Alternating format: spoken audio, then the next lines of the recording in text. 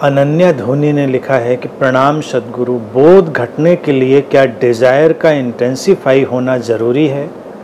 ऐसा लगता है जैसे अभी सब कुछ क्यूरियोसिटी से हो रहा है, एक इंटेंस डिज़ायर नहीं महसूस होती। कोई बात नहीं, जो हो रहा है अभी उसको होने दें। इंटेंस डिज़ायर भी पैदा नहीं की जा सकती, वो घटनाक्रम है, धीरे धीरे आता है। जैसे तुम कुछ लकड़ियाँ इकट्ठी करो और उसमें कहीं से थोड़ी आग लगाओ, तो आग धीरे धीरे लगती है। तो धीरे धीरे जो आग लग रही है उसमें हम ये नहीं कह सकते कि अभी तो आग बड़ी धीमी है, अभी तो धुआं उठ रहा है, तो क्या ये ठीक है या नहीं ठीक है। सब ठीक रहा, परिस्थिति ठीक रही, तो वही आग धीरे धीरे बढ़कर आगे बड़ी हो जाती है, प्रज्वलित हो जाती है, इंटेंसिफाई हो जाती है। तो ये जो इंटेंसिटी है, इसको अलग से पैदा करने का कोई भी ढंग नहीं होता। लेकिन कोई चला है तो वो चला है।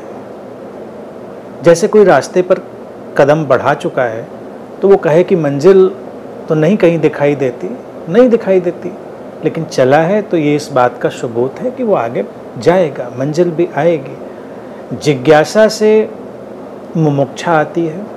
जिज्ञासा सतही है, क्यूरियोसिटी बहुत गहरी चीज़ नहीं है। यानी क्यूरियोसिटी में ही कोई अटका रह जाए तो वो बड़ा भटकाव भी बन सकता है। प्रश्न भी जिज्ञासा से उठाए, 1000 तरह के प्रश्न ऐसे वैसे, लेकिन फिर भी कोई अड़चन नहीं है। कम से कम वो एक स्फीयर में घूम रहा है, वो एक किनारे पर आया है व्यक्ति।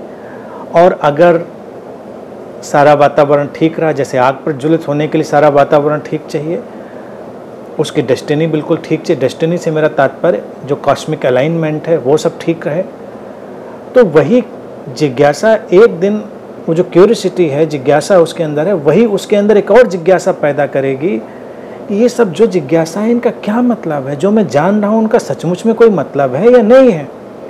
तो जिज्ञासाओं को काटने के लिए कुछ और जिज्ञासाएं पैदा हो जाएंगी, और वो जिज्ञासाएं जब आमने सामने टकराएंगी तो फिर एक दिन मुमुक्षा पैदा होगी। मुमुक्षा भारतीय दर्शन में कहते हैं तीव्र प्यास को, जब आग जल उठती है तो जो लपटें हैं उनको धीमा ही सही उठने दो, धुआं उठने दो, लपटों में लपटें जुड़ती जाएंगी और एक दिन आग जलेगी। वो इंटेंस डिजायर, गहनतम प्यास उठेगी अपने स्वरूप को जानने की, बोध तक पहुंचने की। लेकिन एकदम से कोई सोचे कि उसको हम पैदा कर दें, कोई रेगुलेटर लगाए कहीं से घुमा कर उसको, तो रेगुलेटर नहीं लगाया, प्रोसेस, प्रक्रिया बढ़ती जाएगी, धीरे धीरे वो गहरी होती जाएगी। तो उसके लिए प्रतीक्षा कर सकते हैं, इतना ही हमारे हाथ में।